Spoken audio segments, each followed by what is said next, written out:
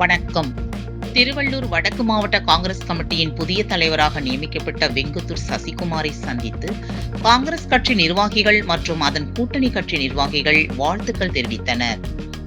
அகில இந்திய காங்கிரஸ் கமிட்டியின் சார்பில் நடைபெற்ற SSA திட்டத்தின்படி திருவள்ளூர் வடக்கு மாவட்ட காங்கிரஸ் கமிட்டி தலைவர் பதவிக்கு 15 தலைவர்கள் விருப்ப மனு அளிக்கப்பட்டு போட்டியிட்டனர்.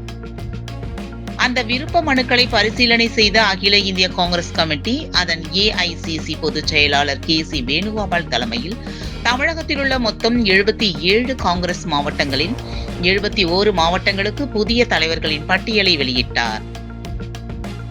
அதில் திருவள்ளூர் வடக்கு மாவட்ட காங்கிரஸ் கமிட்டி தலைவராக வெங்குத்தூர் பகுதியை சேர்ந்த அரசு வழக்கறிஞர் சசிகுமார் நியமிக்கப்பட்டார். புதிதாக மாவட்ட தலைவராக பொறுப்பேற்றுள்ள சசிகுமாரை காங்கிரஸ் நிர்வாகிகள், அதன் கூட்டணி கட்சியை சேர்ந்தவர்கள், பொதுமக்கள் என அவரை சந்தித்து பொன்னாடை போர்த்தி கை குலுக்கி வாழ்த்துக்கள் தெரிவித்தனர்.